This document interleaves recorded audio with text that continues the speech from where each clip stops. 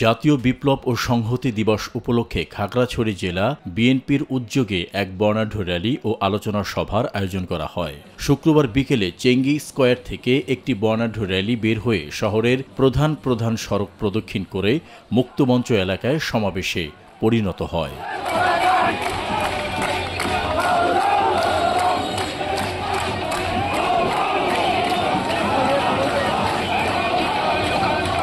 আলোচনা সভায় প্রধান অতিথি ছিলেন জেলা বিএনপির সাধারণ সম্পাদক এম.এন. আফসার। বিশেষ অতিথি হিসাবে উপস্থিত ছিলেন জেলা বিএনপির যুগ্ম সম্পাদক অ্যাডভোকেট মালেক মিন্টু, মোশাররফ হোসেন, অনিমেষ চাকমা রিঙ্কু এবং জেলা বিএনপির সাংগঠনিক সম্পাদক আব্দুর রব রাজা। অনুষ্ঠানে সভাপতিত্ব করেন জেলা বিএনপির সহ সভাপতি ক্ষেত্রমোহন রোয়াজা এবং সঞ্চালনায় ছিলেন জেলা যুবদলের সভাপতি মাহবুব আলম সবুজ।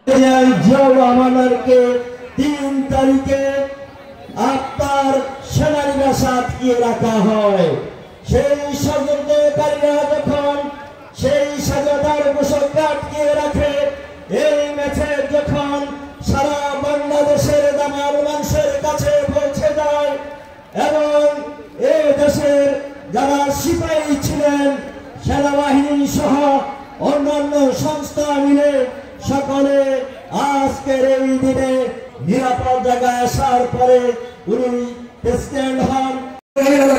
জনগণের সাথে ছিল, জনগণের সাথে আছে এবং আগামী দিনে জনগণের পাশে থাকবে ইনশাআল্লাহ।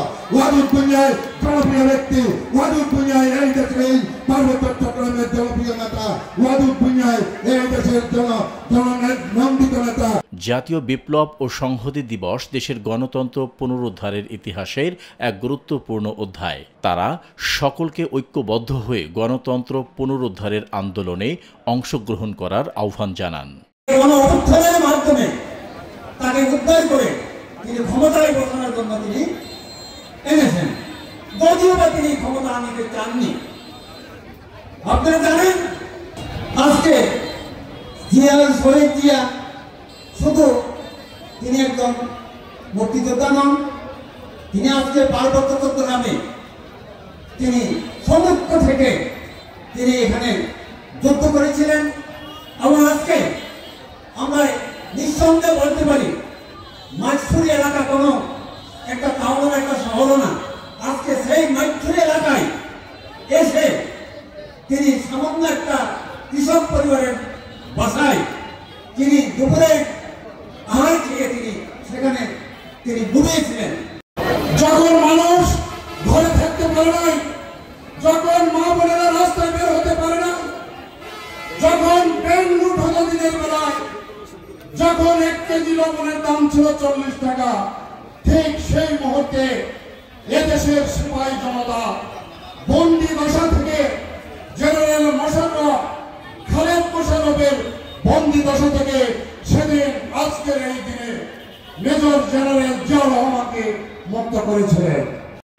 1975 সালের সেই 7 নভেম্বরে সিপাহী বিপ্লব জনতার বিপ্লবের মধ্য দিয়ে যে যাত্রা শুরু হয়েছিল, বাংলাদেশের 5 সালের প্রথম ঘটেছিল, সংবাদপত্রের স্বাধীনতা এসেছিল, মানুষ কথা বলতে শিখেছিল এবং এদেশে গণতান্ত্রিক ধারায় বাংলাদেশের অপরাপর রাজনৈতিকরা রাজনীতি করার সুযোগ পেয়েছিল। আজকে যারা বিএনপি নিয়ে বিভিন্ন রকমের কুৎসা করতে চায়, সেদিন ওই 7 নভেম্বরের কারণে কিন্তু আজকে তারা বাংলাদেশে রাজনীতি করার সুযোগ পাচ্ছে। নিরপেক্ষ, সত্য প্রকাশে আপোষহীন।